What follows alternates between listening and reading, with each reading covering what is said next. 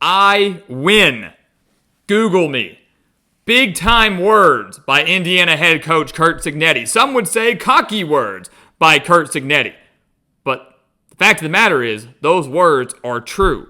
He is a winner. He wins everywhere. And that has been the case this year at Indiana, where his Hoosiers are 5-0 for the first time since 1967 and are sitting ranked number 23 nationally.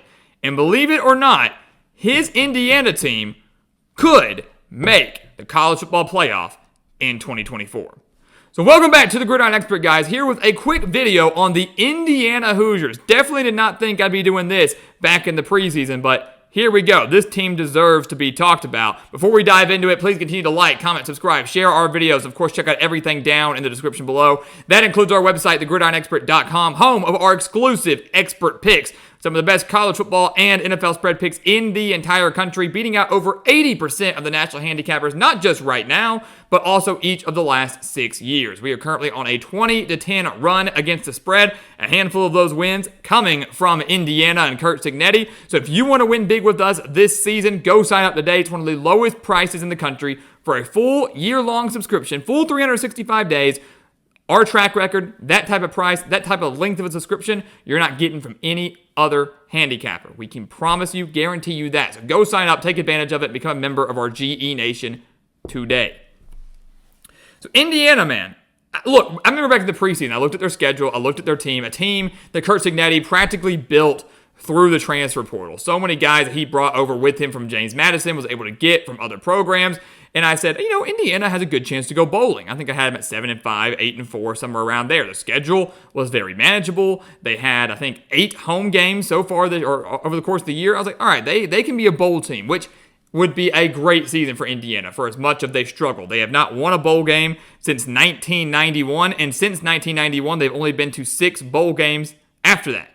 So in the last 30-plus years, they've only been to 6 bowl games, and they've lost each of their last 4 by 1 possession. It has been a rough last few decades for Indiana football. And in the span of 1 year, less than 1 season already, Curt Cignetti has completely turned this program around. I'm here to tell you this is not a one-hit wonder type of thing. He is establishing a foundation now, and it's only going to get better in Bloomington. But we said, Indiana, they could make the college football playoff, and that sounds absolutely ridiculous. Nobody had that on their bingo card back in the preseason. But the thing is, it can happen. It is a legitimate possibility, and here's why. Again, we just said they're 5-0, first time since 1967. They rank 23rd in the country right now. If you look at the X's and O's on offense, they are 9th in the country offensively, averaging over 500 yards per game. When's the last time you can remember an Indiana offense being this good, this potent? They average over 300 passing yards per game, led by the Ohio transfer quarterback in Curtis Roark, and they average over 210 rushing yards per game. They've got a loaded wide receiver core in Elijah Surratt, Omar Cooper Jr. Their defense ranks 8th in the country. They have a top 10 defense right now in Bloomington, allowing just 239.6 yards per game, only 157 passing yards per game, and just 82 rushing yards per game. They are stingy. They are electric, fast, high scoring on offense, and they are stingy on defense. And I know what you're about to say. Okay, great. Those numbers are good. They're a great feel-good story, but who's Indiana played? And you're right. They played, Western Carolina, Florida International, UCLA at the Rose Bowl. Their best win so far this year has been Maryland just last week when they won 42-28. So I get it. They haven't played anybody extremely noteworthy. They haven't played anybody too great. But do you think last year's Indiana team from 5 years ago, would be sitting at 5-0 with a win out in LA, with a win over Maryland? Maybe not even a win against Florida International or Charlotte. Probably not. They're 5-0, and they're looking good doing it. They're not looking, narrowly winning these games. They're not struggling in these games. They're looking good doing it. Now, here's the thing. We said they have 8 total home games this year. They've already played a handful. There's 7 games left in the year. They're 5-0. They're going to play 12. 4 of their final 7 games are at home. And believe it or not, the stands are actually being filled up because Indiana football is relevant again. The fans actually have pride in their program. They want to see this program in action. 4 of their final 7 games are at home. And do you want to know who Indiana has left this season, including road games? They're 5-0. Who do they have left? They've got to go on the road to Northwestern this weekend. They're nearly 2 touchdown favorites in that game. Then they host Nebraska. They host Washington. They go on the road to Michigan State. they host Michigan. They go on the road to Ohio State, and then they play at home in the finale against Purdue.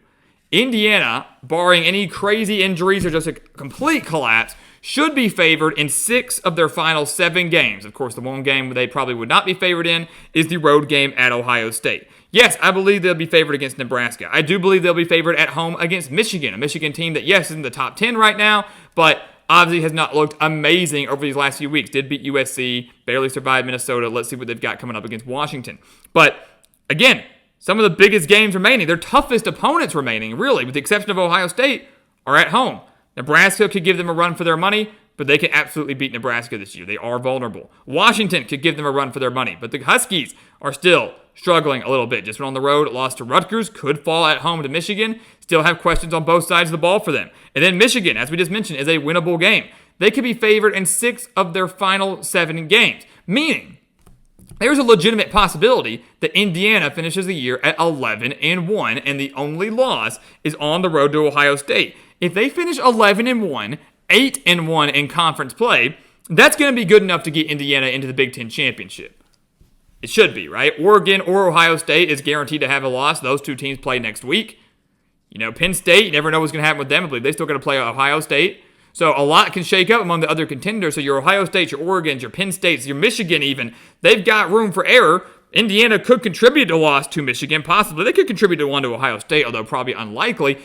Bottom line is, 8-1 is going to get you into the Big Ten championship, and even if somehow it didn't, it's going to get you into the college football playoff. There's no way you leave out an 11-1, 8-1 team from a 12-team playoff. Florida State fans, I know you're like, hey, we have experience with that, being undefeated, and we got left out. A little bit different now with a 12-team playoff. Indiana would get in, even though the schedule isn't entirely difficult. It hasn't been as difficult. Still, 11-1 in the Power Conference is insane. So what I'm trying to say is, guys, it's still early. We just got into October. I get it. But if you look ahead, Indiana's got all the pieces, and they've absolutely got the coach to continue to make this run. This is not a fluke. This is not a one-hit wonder. This is not some sort of luck that the Hoosiers have stumbled upon. This was a home run hire that the Hoosiers stumbled upon, a program builder that the Hoosiers stumbled upon. And they, I believe, will be 6-0 by the time they beat Northwestern this Saturday. Halfway through the year, they'll be undefeated. They'll be in the top 20. They were at least knocking on the door of it. And the schedule, while it gets a little bit tougher, is still extremely manageable for them to win a lot of games and make a big run.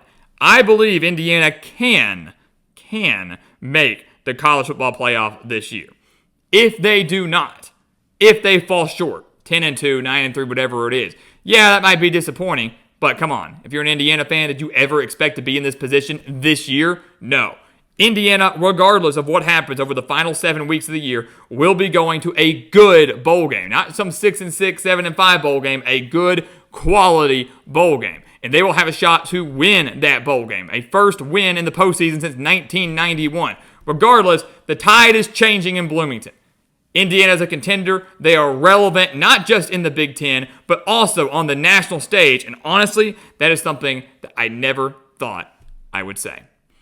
So guys, as always, thank you so much for watching us here at the Gridiron Expert on YouTube. Make sure to continue to like, comment, subscribe, share our videos, and of course, check out everything down in the description below. That includes our website, thegridironexpert.com, home of those exclusive expert picks, some of the best college football and NFL spread picks in the entire country, beating out over 80% of the national handicappers each of the last 6 years. So if you want to win big with us for one of the lowest prices in the country for a full year-long subscription, again, no other handicappers offering you that type of deal. This is the place for you. Go sign up for those today. Become a member of our GE Nation. And once again, as always, thank you so much for watching. And we'll see you next time right here on the Gridiron Expert.